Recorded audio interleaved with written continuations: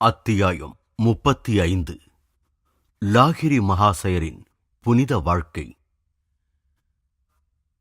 இப்படி எல்லா நீதியையும் நிறைவேற்றுவது நமக்கு ஏற்றதாயிருக்கிறது. யோவான் ஸ்நானனிடம் கூறிய இந்த சொற்களிலும், தனக்கு தீட்சை அளிக்கும்படி யோவானை கேட்டுக்கொண்டதிலும் இயேசு தனது குருவின் தெய்வீக உரிமைகளை அங்கீகரிக்கிறார். கிழக்கத்திய கண்ணோட்டத்தில் பைபிளை பக்தி சிரத்தையுடன் படித்ததிலிருந்தும் என் உள்ளுணர்வில் அறிந்ததிலிருந்தும் யோவான் ஸ்நானன் முற்பிறவிகளில் கிறிஸ்துவின் குரு என்று எனக்கு உறுதியாயிற்று. பைபிளின் எண்ணற்ற பகுதிகள் யோவானும் இயேசுவும் அவரவர்களுடைய முற்பிறவிகளில் முறையே எலியாவும் அவருடைய சீடன் எலிசாவுமாக இருந்திருக்கிறார்கள் என்று குறிப்பாக கூறுகின்றன. இந்த பெயர்களிலுள்ள எழுத்துக்கள் பழைய ஏற்பாட்டில் உள்ளவை. கிரேக்க மொழிபெயர்ப்பாளர்கள் இப்பெயர்களை எலியாஸ் என்றும் எலிசியஸ் என்றும் குறிப்பிட்டார்கள். புது ஏற்பாட்டில் இவைகள் இம்மாறிய வடிவத்தில் மறுபடி தோன்றுகின்றன. பழைய ஏற்பாட்டின் இறுதிப் பாகம் எலியா மற்றும் எலிசாவின் மறுபிறப்பை பற்றி முன்கூட்டியே கூறப்பட்டிருக்கும் பகுதியாகும். இதோ, கர்த்தருடைய பெரிதும் பயங்கரமுமான நாள் வருவதற்கு முன்னே நான் உங்களிடத்திற்கு எலியா தீர்க்கதரிசியை அனுப்புகிறேன். இவ்வாறு கர்த்தருக்கு முன்னே அனுப்பப்பட்ட யோவான், அதாவது எலியா, கிறிஸ்துவிற்கு கட்டியக்காரனாக சேவை புரிய சிறிது காலம் முன்பே பிறந்தார். தந்தை ஜகரியாசுக்கு முன் ஒரு தேவதூதன் தோன்றி அவருக்கு பிறக்கும் மகன் யோவான் எலியா என்னும் இலியாசை தவிர யாரும் இல்லை என்பதை உறுதிப்படுத்தினான். தேவதூதன் அவனை நோக்கி, ஜகரியாஸ், பயப்படாதே, உன் வேண்டுதல் கேட்கப்பட்டது. உன் மனைவியாகிய எலிசபெத் உனக்கு ஒரு குமாரனைப் பெறுவாள். அவனுக்கு யோவான் என்று பெயரிடுவாயாக. அவன் இஸ்ரேல் சந்ததியாரில் அநேகரை அவர்கள் தேவனாகிய கர்த்தரிடத்திற்கு திருப்புவான். பிதாக்களுடைய இருதயங்களை பிள்ளைகளிடத்திற்கும் கீழ்ப்படியாதவர்களை நீதிமான்களுடைய ஞானத்திற்கும் திருப்பி ஜனத்தை கர்த்தருக்கு ஆயத்தப்படுத்தும்படியாக அவன் எலியாவின் ஆவியும் பலமும் உடையவனாய் அவருக்கு முன்னே நடப்பான் என்றான். இயேசு 2 தடவை எலியா எனும் எலியாசை யோவான் என்று சந்தேகத்திற்கிடமின்றி கண்டறிந்துள்ளார். இலியாஸ் ஏற்கனவே வந்தாகிவிட்டது. அவர்கள் அவரை அறியவில்லை. அவர் யோவான் ஞானஸ்நானனை குறித்து தங்களுக்கு சொன்னார் என்று சீடர்கள் அப்பொழுது அறிந்து கொண்டார்கள். கிறிஸ்து மறுபடியும் கூறுகிறார், நியாயப் பிரமாணமும் தீர்க்கதரிசிகள் யாவரும் யோவான் வரைக்கும் தீர்க்க தரிசனம் உரைத்ததுண்டு. நீங்கள் ஏற்றுக்கொள்ள மனதாயிருந்தால் வருகிறவனாகிய இலியாஸ் இவன்தான். யோவான் தான் இலியாஸ், அதாவது எலியா என்பதை மறுத்த பொழுது அவர் அபிப்பிராயம் என்னவெனில், தான் யோவான் என்ற பணிவான உருவில் பெயர் பெற்ற மகா குருவாகிய எலியாவின் வெளிப்புகழுடன் வரவில்லை என்பதாகும். அவர் தன் முந்தைய பிறவியால் தன் ஆன்மீக பொக்கிஷத்தையும் தன் புகழின் சால்வையையும் தன் சீடர் எலிசாவிற்கு அளித்து விட்டிருந்தார். எலிசாவும் கூறினார், உம்மிடத்திலுள்ள ஆவியின் வரம் எனக்கு இரட்டிப்பாய் கிடைக்கும்படி வேண்டுகிறேன். அதற்கு அவர், அரிதான காரியத்தை கேட்டாய். உன்னை விட்டு நான் எடுத்துக் கொள்ளப்படுகையில் என்னை நீ கண்டால் அது உனக்கு கிடைக்கும். பின்பு அவர் எலியாவின் மேலிருந்து கீழே விழுந்த சால்வையை எடுத்துக்கொண்டார். அவர்களது பாகங்கள் தலைகீழாக மாறின.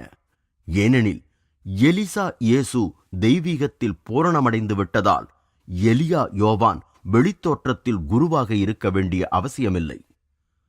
கிறிஸ்து மலையின் மேல் உருமாற்றம் செய்யப்பட்ட பொழுது அவர் மோசசுடன் கண்டது அவர் குரு இலியாசையே ஆகும். சிலுவையின் மீது அவரது முடிவான நேரத்தில் இயேசு ஏலி ஏலி லாமா சபாக்தானி என்று மிகுந்த சத்தமிட்டு கூப்பிட்டார். அதற்கு, என் தேவனே, என் தேவனே, ஏன் என்னை கைவிட்டீர் என்று அர்த்தம். அங்கே நின்றவர்களில் சிலர் அதை கேட்டபொழுது, இவன் இலியாசை கூப்பிடுகிறான் என்றார்கள். எலியாஸ் இவனை இரட்சிக்க வருவானோ, பார்ப்போம் என்றார்கள். யோவான் இயேசு இவர்களிடையே நிலவிய காலவரையற்ற குரு சிஷ்ய பந்தம் பாபாஜி லாகிரி மகாசயரிடமும் நிலவியிருந்தது. மரணமற்ற அந்த குரு மிகுந்த கருணையுடன் தன் சீடனின் இரு வாழ்க்கைகளுக்கிடையில் இருந்த ஆழங்காண முடியாத சுழல்களுக்கிடையே நீந்தி லாகிரி மகாசயரின் குழந்தை மற்றும் மனித பருவத்தில் அவரது அடுத்தடுத்த முயற்சிகளை வழிகாட்டி அருளினார். என்றும் துண்டிக்கப்படாத அந்த தொடர்பை வெளிப்படையாக மீண்டும் உறுதிப்படுத்த அவருடைய சீடருக்கு 33 வயது ஆகும் வரை தக்க தருணம் வந்ததாக பாபாஜி கருதவில்லை. ராணிகேத்தில் ஏற்பட்ட சிறு சந்திப்புக்குப் பிறகு தன்னலமற்ற அந்த குரு தன் அன்பு சீடனை தன்னருகில் வைத்துக் கொள்ளாமல் வெளி உலகத் தொண்டிற்காக அனுப்பி வைத்தார். என் மகனே, உனக்கு தேவைப்படும் பொழுதெல்லாம் நான் வருவேன். எந்த மனித அன்பன் இம்மாதிரியான வாக்குறுதியின் எண்ணற்ற குறிப்புகளை நிறைவேற்ற முடியும்? 1861 காசியின் எங்கோ ஒரு மூலையில் பொதுவாக சமூகத்திற்கு தெரியாமலேயே ஒரு மகத்தான ஆத்மீக மறுமலர்ச்சி தொடங்கியது. மலர்களின் நறுமணத்தை எப்படி அடக்கிவிட முடியாதோ அதேபோல் லாகிரி மகாசயரும் ஒரு லட்சிய இல்லறத்தாராக அமைதியான முறையில் வசித்து வந்த போதிலும் அவருடைய இயல்பான புகழை மறைக்க முடியவில்லை. பாரதத்தின் ஒவ்வொரு பாகத்திலிருந்தும் தேனீக்கள் போல் பக்தர்கள் முக்தியடைந்த மகானாகிய லாகிரி மகாசயரிடம் தெய்வீக அமிர்தத்தை நாட ஆரம்பித்தார்கள். லாகிரி மகாசயரை பரவச பாபு என்று பிரியமாக அழைக்கும் அவருடைய அலுவலகத்தின் ஆங்கில மேலதிகாரி அவரிடம் ஓர் அதிசயமான மேம்பட்ட மாறுதலை முதலில் கண்டவர்களில் ஒருவர். ஐயா, நீங்கள் வருத்தமாக தென்படுகிறீர்கள். என்ன சங்கடம்? ஒரு நாள் காலை லாகிரி மகாசயர் தன் எஜமானரை நோக்கி அனுதாபத்துடன் விசாரித்தார். இங்கிலாந்தில் என் மனைவி மிகவும் நோயுற்றிருக்கிறாள். அந்த கவலையினால் நான் அலைக்கழிக்கப்படுகிறேன். நான் அவரை பற்றி உங்களுக்கு செய்தி கொண்டு வருகிறேன். லாகிரி மகாசயர் அவ்வறையை விட்டு தனிமையான ஓர் இடத்தை நாடி சிறிது நேரம் அமர்ந்திருந்தார். அவர் திரும்பியதும் ஆறுதலுடன் முறுவலித்தார். உங்கள் மனைவி குணமடைந்து வருகிறார். தற்சமயம் அவர் உங்களுக்கு கடிதம் எழுதிக் கொண்டிருக்கிறார். எல்லாம் அறிந்த அந்த யோகி அக்கடிதத்தின் சில பாகங்களை கூறினார். பரவசபாபு, நீர் சாதாரண மனிதரில்லை என்பது எனக்கு ஏற்கனவே தெரியும். ஆயினும் நீர் நினைத்த மாத்திரத்தில் காலம் இடம் இவற்றை கடக்க முடியும் என்பதை என்னால் நம்ப முடியவில்லையே. வாக்குறுதி அளிக்கப்பட்ட அக்கடிதம் கடைசியில் வந்தது. மிகுந்த திகைப்பில் ஆழ்ந்த அந்த மேலதிகாரி அந்த கடிதத்தில் அவரது மனைவியின் குணமடைந்து வரும் நற்செய்தி மட்டுமின்றி பல வாரங்களுக்கு முன்னர் அப்பெரிய மகான் கூறியிருந்த அதே சொற்றொடர்களும் இடம்பெற்றிருந்ததைக் கண்டார். சில மாதங்கள் கழித்து அவரது மனைவி இந்தியாவிற்கு வந்தாள்.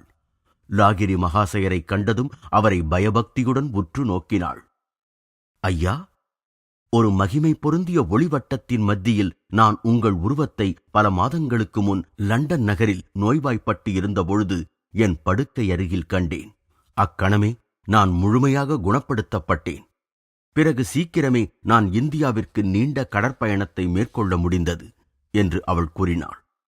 அந்த தெய்வீக குரு ஒவ்வொரு நாளும் 1 அல்லது 2 பக்தர்களுக்கு கிரியா யோகத்தை உபதேசித்து அருளினார். இந்த ஆன்மீக கடமைகள், அவருடைய அலுவலக பொறுப்புகள் மற்றும் குடும்ப வாழ்க்கை இவைகளுடன் கூட இப்பெரிய மகான் கல்வியில் உற்சாகமான ஆர்வம் கொண்டார். அவர் பல படிக்கும் குழுக்களை ஏற்படுத்தினார். மேலும் காசியில் பெங்காலி டோலா என்ற பகுதியில் இருந்த ஒரு பெரிய உயர்நிலைப் பள்ளியின் வளர்ச்சியில் முக்கிய பங்கு வகித்தார். அவரது கீதை சம்மேளனம் என்று அழைக்கப்பட்ட வாராந்திர கூட்டங்களில் அக்குரு ஆவலுடன் உண்மையை தேடும் பலருக்கு சமய நூல்களை விளக்கிக் கூறினார். இம்மாதிரியான பலவித காரியங்களின் மூலம் லாகிரி மகாசயர் ஒரு பொதுவான சவாலுக்கு பதில் கூற முனைந்தார். தன் தொழில் மற்றும் சமூக கடமைகளை செய்து முடித்த பிறகு பக்திமயமான தியானத்திற்கு நேரம் எங்கே உள்ளது? இணக்கமான நடுநிலையில் செயல்பட்ட அப்பெரிய இல்லற குருவின் வாழ்க்கை ஆயிரக்கணக்கான ஆடவர் பெண்டிருக்கு மிக ஊக்கமளிப்பதாக அமைந்தது. சாதாரண ஊதியம் மட்டுமே பெற்று சிக்கனமாகவும் ஆடம்பரம் இல்லாமலும் எல்லோராலும் சுலபமாக அணுக முடிந்தவராயும் இருந்த அந்த மகான் இயல்பாகவும் மகிழ்ச்சியுடனும் ஒரு நியதியான உலக வாழ்க்கை பாதையில் சென்று கொண்டிருந்தார். பரம்பொருளில் திளைத்துக் கொண்டிருந்தாலும் லாகிரி மகாசயர் எல்லா மனிதர்களிடமும் அவர்களுடைய வித்தியாசமான தகுதிகள் எவ்வாறாயினும் மரியாதை செலுத்தினார். அவருடைய பக்தர்கள் அவரை வணங்கும் பொழுது அவரும் திரும்ப அவர்களுக்கு தலை வணங்குவார். குழந்தையைப் போன்ற பணிவுடன் அந்த குரு அடிக்கடி மற்றவர்களின் பாதங்களை தொடுவார். ஆனால் குருவை வணங்குவது கீழை நாட்டு புராதனமான வழக்கம்தான் என்றாலும் கூட அவர்கள் அதே போன்ற மரியாதையை தனக்கு அளிக்க அனுமதிக்க மாட்டார். ஒவ்வொரு மதத்தை சேர்ந்தவருக்கும் கிரியா உபதேசக் கொடையை அளித்தது லாகிரி மகாசயரின் வாழ்க்கையில் தனி சிறப்பு பெற்ற ஓர் அம்சமாகும். இந்துக்கள் மட்டுமின்றி முஸ்லிம்களும் கிறிஸ்துவர்களும் அவரது முன்னணி சிஷ்யர்களில் அடங்குவர். அத்வைதிகள், துவைதிகள், வெவ்வேறு மதங்களைச் சார்ந்தவர்கள் அல்லது ஸ்தாபிக்கப்பட்ட எந்த மதத்தையும் சாராதவர்கள் போன்ற யாவரும் அந்த பொது குருவினால் எவ்வித வேறுபாடுமின்றி வரவேற்கப்பட்டு உபதேசிக்கப்பட்டனர். நன்கு முன்னேற்றமடைந்த அவருடைய சீடர்களில் அப்துல் கஃபூர்கான் என்னும் முஸ்லிம் ஒருவராவார். லாகிரி மகாசயர் உயர்ந்த சாதி அல்லது பிராமண குடும்பத்தை சேர்ந்தவராயினும் அவருடைய காலத்தில் நிலவியிருந்த கடுமையான ஜாதி மத மூட கோட்பாடுகளை தகர்த்தெறியும் முயற்சிகளை மிகுந்த தைரியத்துடன் மேற்கொண்டார். அம்மகானுடைய சர்வ வியாபகமான இறக்கைகளின் கீழ் வாழ்க்கையின் ஒவ்வொரு துறையில் இருந்தவர்களும் புகலிடம் பெற்றனர். இறைவன் அருள் பெற்ற எல்லா மகான்களையும் போலவே லாகிரி மகாசயரும் சமூகத்தில் விலக்கப்பட்டவர்கள், தாழ்த்தப்பட்டவர்கள் யாவருக்கும் புது நம்பிக்கை அளித்தார். நீ யாருக்கும் சொந்தமில்லை, யாரும் உனக்கு சொந்தமில்லை என்பதை நினைவில் கொள். இவ்வுலகத்தில் உள்ள எல்லாவற்றையும் ஒரு நாள் திடீரென்று விட்டுவிட வேண்டும் என்பதை நினைத்துப்பார். ஆதலால் இறைவனிடம் இப்போதே அறிமுகப்படுத்திக் கொள் என்று அந்த மகாகுரு தன் சீடர்களுக்கு கூறினார். தெய்வீக ஞானம் என்னும் பலூனில் தினமும் சவாரி செய்து வரப்போகின்ற மரணம் என்னும் சூட்சும யாத்திரைக்கு உன்னை தயார் செய்து கொள். மாயையினால் நீ உன்னை சதையும் எலும்பும் கூடிய ஒரு கட்டான உடலாக காண்கிறாய். அது ஒரு துன்பக் கூடே தவிர வேறல்ல. இடைவிடாது தியானம் செய். அதனால் நீ சீக்கிரமே உன்னை எல்லாவிதமான துக்கத்திலிருந்தும் விடுபட்ட எல்லையற்ற சாரமாக உணர்வாய். உடலின் கைதியாக இருந்து கொண்டிருப்பதை நிறுத்து. கிரியா என்னும் இரகசிய திறவுகோலின் மூலம் பரம்பொருளினுள் தப்பித்துக் கொள்ள கற்றுக்கொள். அம்மகான் தன் பல்வேறு சீடர்களையும் அவரவர்களுடைய மதத்தின் நல்ல பரம்பரை பண்பாடுகளை பின்பற்ற ஊக்குவித்தார்.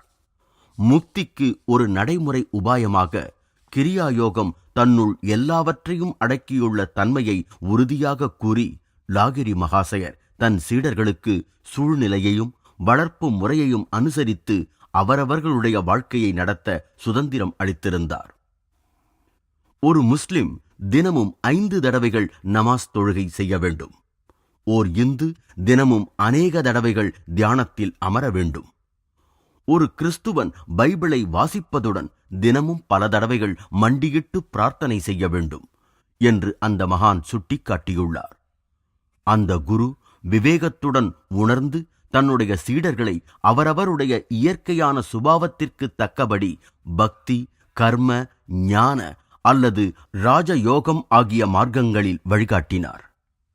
சம்பிரதாய துறவு மார்க்கத்தை மேற்கொள்ள விரும்பும் பக்தர்களுக்கு நிதானமாகவே அனுமதி அளிக்கும் அந்த மகான் முதலில் துறவு வாழ்க்கையிலுள்ள கடினமான நியமங்களைப் பற்றி நன்றாக சிந்திக்கச் சொல்லி எப்பொழுதும் எச்சரிக்கை செய்வார்.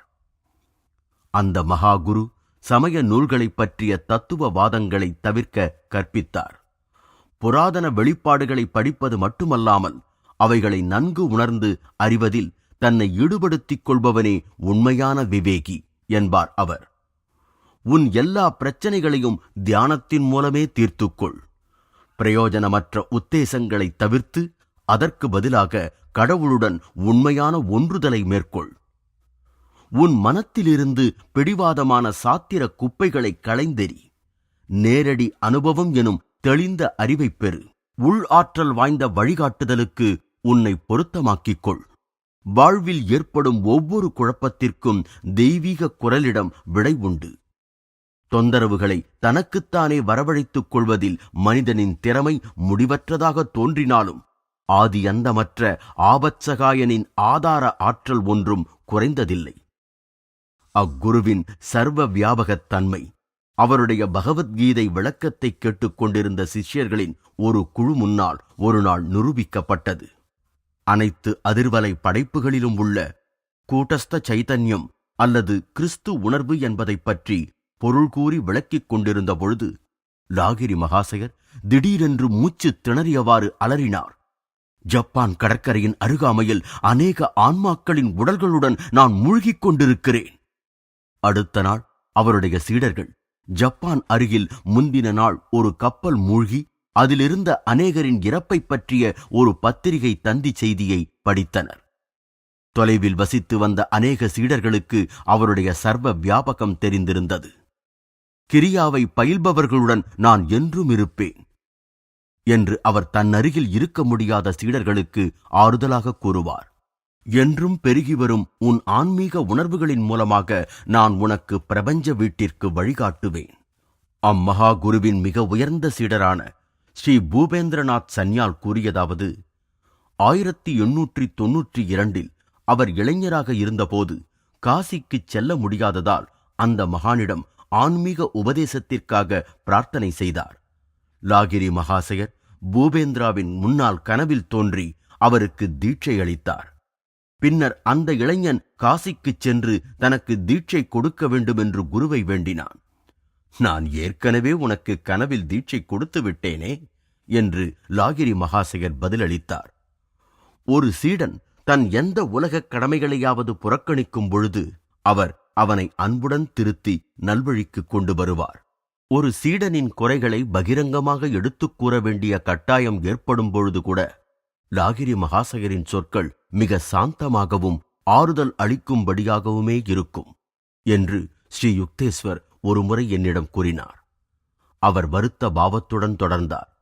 அவருடைய கூறிய சொற்களைக் கேட்டு எந்த சீடனும் ஓடிவிட்டதில்லை. இதை கேட்டு என்னால் சிரிக்காமல் இருக்க முடியவில்லை.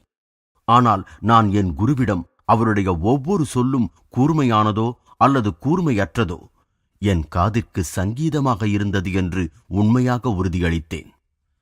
லாகிரி மகாசயர் மிகுந்த கவனத்துடன் கிரியாவை கிரமமாக 4 முன்னேற்ற உபதேச முறைகளாக பிரித்தார். ஒரு பக்தன் முதல் படியில் தீர்மானமான ஆன்மீக முன்னேற்றம் கண்ட பிறகே மற்ற 3 உயர்முறைகளை அவர் உபதேசிப்பார். ஒரு நாள் ஒரு சீடன் தன் தகுதி சரியாக கணிக்கப்படவில்லை என்று தீர்மானித்து தன் அதிருப்தியை வெளிப்படுத்தினான். குருதேவா, இப்பொழுது நான் நிச்சயமாக 2வது உபதேசத்திற்கு தயாராக உள்ளேன் என்று அவன் கூறினான். இந்த சமயத்தில் ஒரு பணிவான சீடனான பிருந்தா பகத்தை உள்ளே அனுமதிப்பதற்காக கதவு திறந்தது. அவன் காசியில் ஒரு தபால்காரன். பிருந்தா, இப்படி என் அருகில் உட்கார். அம்மகாகுரு அவனை பார்த்து அன்புடன் முறுவலித்தார். நீ 2வது கிரியாவிற்கு தயாரா? சொல். அந்த சிறிய தபால்காரன் கெஞ்சியவாறு கை குவித்தான். குருதேவா, அவன் பணிவுடன் பேசினான். தயவு செய்து உபதேசம் எதுவும் இனிமேல் வேண்டாம். உயர்ந்த உபதேசங்களை நான் எப்படி ஜீரணிக்க முடியும்? நான் இன்று உங்கள் ஆசீர்வாதத்தை கோரி வந்துள்ளேன். ஏனெனில் உங்கள் முதல் உபதேசமே என்னை நான் கடிதங்களை பட்டுவாடா செய்ய முடியாத அளவிற்கு தெய்வீக போதையால் நிரப்பிவிட்டது. ஏற்கனவே பிருந்தா ஆன்மீக கடலில் நீந்திக் கொண்டிருக்கிறான். லாகிரி மகாசயரிடமிருந்து இவ்வாறான சொற்கள் வந்தவுடன் அந்த இன்னொரு சீடன் தன் தலையை தாழ்த்திக் கொண்டான். குருதேவரே, நான் என் கருவிகளில் குற்றம் கண்டுபிடித்துக் கொண்டிருக்கும் ஒரு மோசமான உழைப்பாளி என்று அவன் கூறினான். தாழ்மையுள்ள அந்த தபால்காரர் கல்வி அறிவு இல்லாதவர். பின்னால் அறிஞர்கள் கூட சில சமயங்களில் சாத்திர விஷயங்கள் சம்பந்தமாக அவரிடம் விளக்கங்களை கேட்டு தெரிந்து கொள்ளும் அளவிற்கு கிரியாவின் மூலம் தன் உள்நோக்கை வளர்த்து கொண்டார். பாவமோ படிப்பறிவோ 2 பற்றியுமே ஒன்றுமறியாத சிறிய பிருந்தா பண்டிதர்கள் சமூகத்தில் புகழ்பெற்றவரானார். காசியிலிருந்த எண்ணற்ற சீடர்களைத் தவிர இந்தியாவின் தூரப் பகுதிகளிலிருந்தும் 100கணக்கானவர்கள் லாகிரி மகாசயரிடம் வந்த வண்ணம் இருந்தனர். அவர் தானே பல சந்தர்ப்பங்களில் வங்காளத்திற்குச் சென்று தன் சம்பந்திகள் வீட்டிற்கு விஜயம் செய்வதுண்டு. இவ்வாறாக அவர் அங்கு இருந்ததனால் வங்காளம் அருளாசி பெற்று சிறு கிரியா குழுக்கள் கொண்ட தேன் கூடாயிற்று. முக்கியமாக கிருஷ்ணாநகர், பிஷ்ணுபூர் என்ற 2 மாவட்டங்களிலும் அநேக பக்தர்கள் இன்று வரை கண்களுக்கு புலப்படாத ஆன்மீக தியான சக்தியை பாயவிட்டவாறு இருக்கிறார்கள். லாகிரி மகாசயரிடமிருந்து கிரியா பெற்ற பல மகான்களில் குறிப்பிடும்படியானவர்களில் காசியின் மிக பிரசித்தி பெற்ற சுவாமி பாஸ்கரானந்த சரஸ்வதி ஒருவர். தேவ்கர் என்ற இடத்தைச் சேர்ந்த பாலானந்த பிரம்மச்சாரி என்ற உயர்நிலை அடைந்த துறவியும் ஒருவர். சிறிது காலம் லாகிரி மகாசயர் காசியின் மகாராஜா ஈஸ்வரி நாராயண் சின்ஹா பகதூர் அவர்களின் மகனுக்கு தனிப்பட்ட ஆசிரியராக பணிபுரிந்தார். குருவின் ஆன்மீக ஆற்றலை உணர்ந்து மகாராஜாவும் அவருடைய மகனும் அவரிடம் கிரியா உபதேசத்தை நாடி பெற்றார்கள். அதுபோலவே அவரிடம் மகாராஜா ஜோதீந்திர மோகன் தாக்கூரும் உபதேசம் பெற்றார். லாகிரி மகாசயரின் சீரும் செல்வாக்கும் பெற்ற சீடர்களில் பலர் கிரியா வட்டத்தை விளம்பரம் மூலம் பெரிதாக்க முயற்சித்தார்கள். ஆனால் குருதேவர் அதற்கு அனுமதி வழங்க மறுத்துவிட்டார். காசி ராஜாவின் அரண்மனை மருத்துவராக இருந்த ஒரு சீடர் குருதேவரின் பெயரை காசி பாபா, காசியின் மேன்மையான ஒருவர் என்று பரப்ப ஒரு திட்டமான முயற்சி எடுத்தார். அதற்கும் குருதேவர் அனுமதி கொடுக்கவில்லை. கிரியா மலரின் நறுமணம் இயற்கையான முறையில் பரவட்டும் என்றார் அவர். கிரியாவின் விதைகள் ஆன்மீக செழிப்புள்ள இதயங்களின் மண்ணில் உறுதியாக வேரூன்றிவிடும். அந்த உயர்ந்த மகான் பிரசங்க முறையை நவீன சாதனமாகிய ஸ்தாபனம் மூலமாகவோ அல்லது அச்சகம் மூலமாகவோ பின்பற்றவில்லையாயினும் அவருடைய செய்தியின் ஆற்றல் தங்கு தடையில்லாத வெள்ளமாக பெருகி அதன் சக்தியாலேயே மனித மனங்களின் கரைகளை மூழ்கடித்து விடக்கூடிய வல்லமை பெற்றது என்பது அவருக்கு தெரிந்தே இருந்தது. மாற்றப்பட்ட மற்றும் புனிதமடைந்த பக்தர்களின் வாழ்க்கைகளே கிரியாவின் மரணமற்ற உயிராற்றலுக்கு எளிய உத்திரவாதங்களாகும். 1886 அவருடைய ராணிகேத் தீட்சைக்குப் பின் 25 வருடங்கள் கழித்து லாகிரி மகாசயர் ஓய்வூதியம் பெற்று பதவியிலிருந்து ஓய்வு பெற்றார்.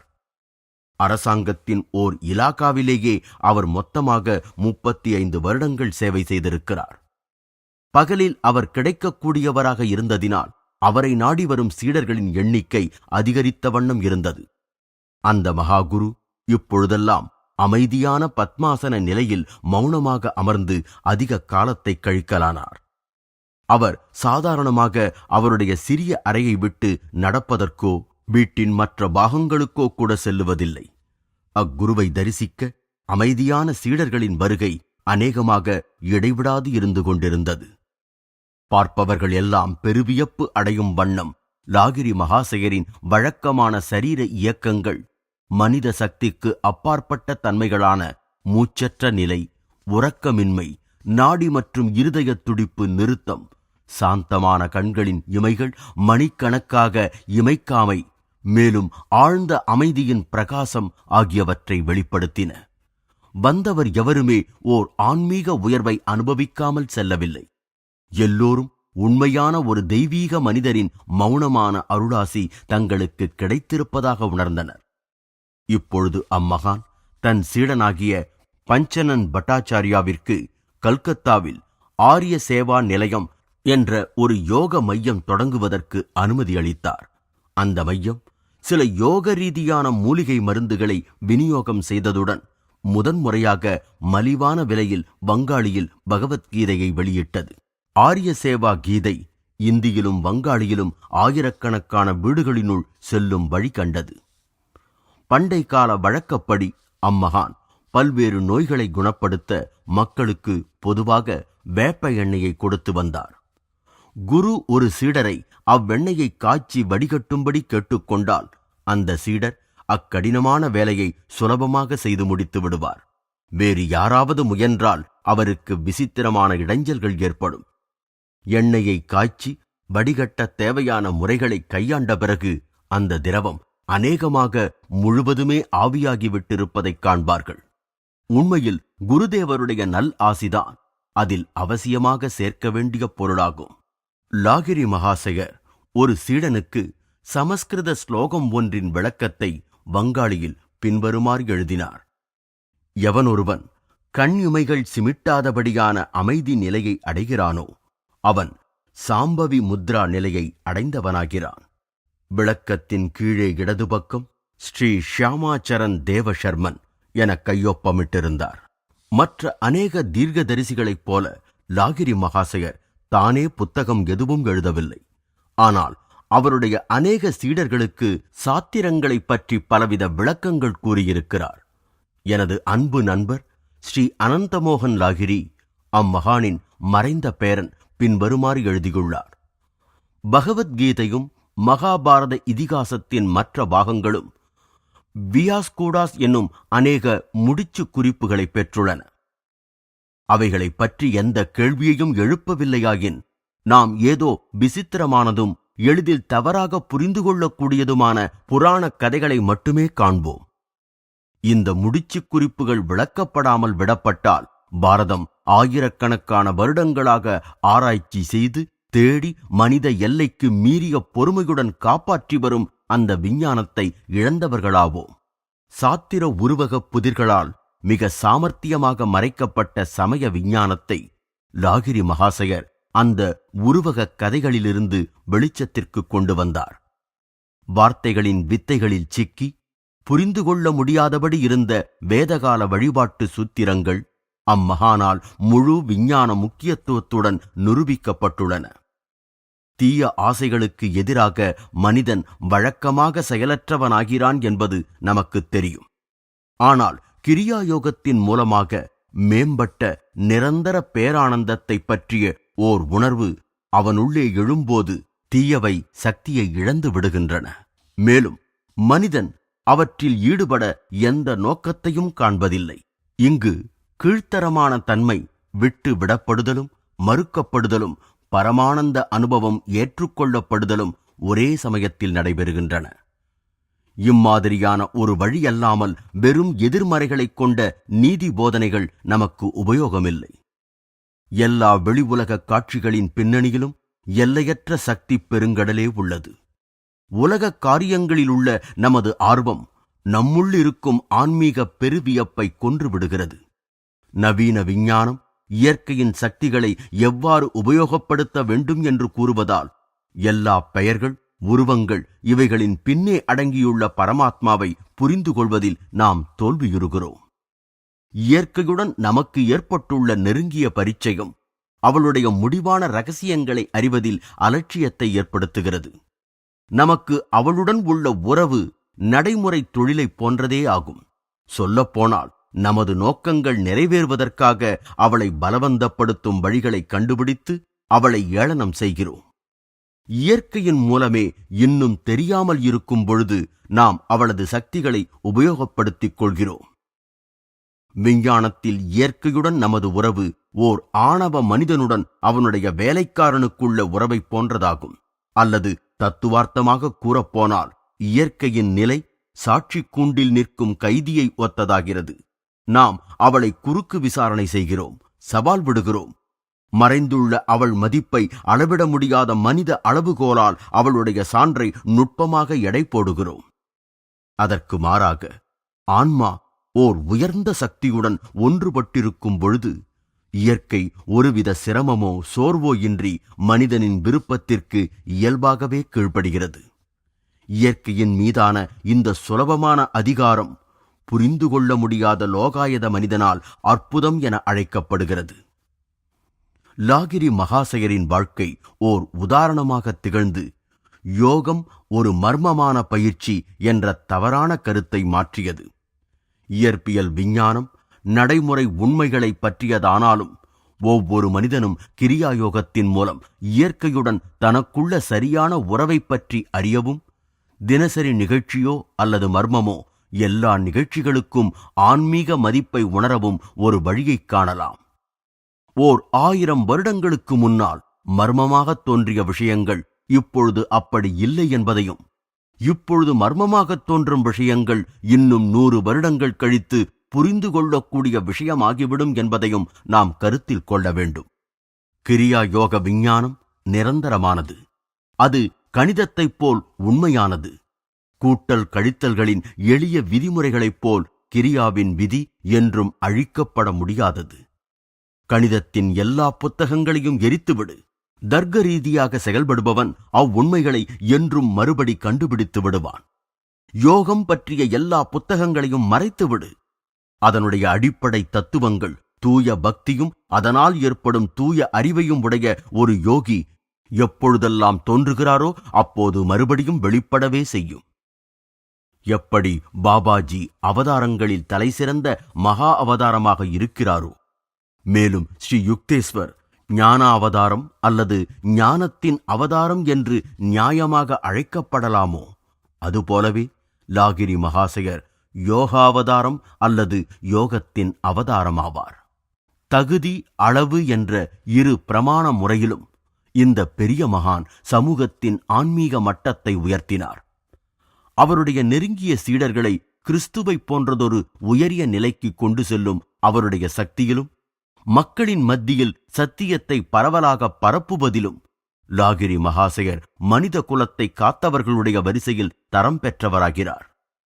ஒரு தீர்க்கதரிசியாக அவருடைய விசேஷத்தன்மை என்னவென்றால், ஒரு திட்டவட்டமான முறையாகிய கிரியாவை நடைமுறை வழியாக வலியுறுத்தி முதலாக எல்லா மனிதர்களுக்கும் யோக சுதந்திரத்தின் கதவுகளை திறந்துவிட்டதேயாகும். அவருடைய சொந்த வாழ்வின் அற்புதங்களைத் தவிர இந்த யோகாவதாரர் சாதாரண மனிதனும் புரிந்து கொள்ளும்படியாக பலனளிக்கும் எளிமையான விதத்தில் யோகத்தின் புராதன சிக்கல்களை குறைத்ததில் எல்லா அதிசயங்களின் உச்சத்தையும் நிச்சயமாக அடைந்துவிட்டார்.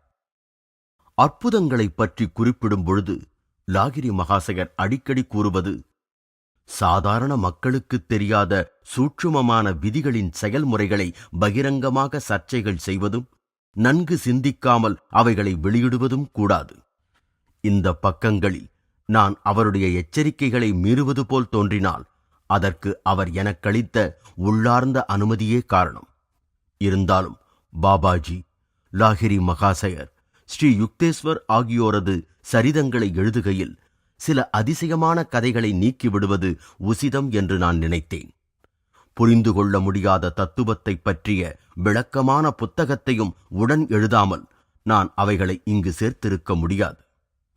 ஓர் இல்லற யோகி என்ற முறையில் லாகிரி மகாசயர் இன்றைய உலகின் தேவைகளுக்கு ஏற்ப நடைமுறை செய்தியை கொண்டு வந்தார். பண்டைய பாரதத்தின் மிகச்சிறந்த பொருளாதார மற்றும் சமய நிலைகள் இனி கிட்டாதவை. ஆதலால் அந்த மகான், ஒரு யோகி, திருவோட்டை ஏந்திக் கொண்டு ஒரு துறவி போல் அலையும்படியான புராதன லட்சியத்தை ஊக்குவிக்கவில்லை.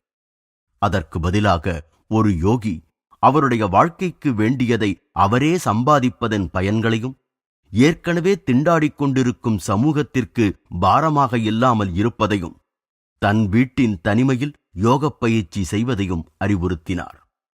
இந்த ஆலோசனைக்கு லாகிரி மகாசயர் தன் வாழ்வின் உதாரணத்தின் மூலமே ஊக்குவிக்கும் வலுவூட்டினார். அவர் ஒரு நவீன தடைகளற்று செயல்படும் யோகிக்கு முன்மாதிரியாவார். அவருடைய வாழ்க்கை முறை பாபாஜியினால் திட்டமிட்டபடி உலகத்தின் எல்லா பாகங்களிலும் இருக்கும் ஆர்வமுள்ள யோகிகளுக்கு ஒரு வழிகாட்டியாக வேண்டுமென்ற நோக்கில் அமைந்ததாகும். புது மனிதர்களுக்கு புது நம்பிக்கை. தெய்வத்துடன் ஐக்கியமாதல் தன் முயற்சியால் சாத்தியமாகும். மேலும் சமய சித்தாந்த நம்பிக்கைகளையோ அல்லது பிரபஞ்ச சர்வாதிகாரியின் மனம் போனபடியான இச்சையையோ சார்ந்ததல்ல என்று அந்த யோகாவதாரர் அறைகூவினார். மனிதனின் தெய்வீகத் தன்மையை யார் நம்ப முடியாதவர்களாக இருக்கிறார்களோ அவர்கள் கிரியா திறவுகோலின் உபயோகத்தினால் கடைசியில் தங்களிடமே முழு தெய்வீகத்தை தரிசிப்பார்கள்.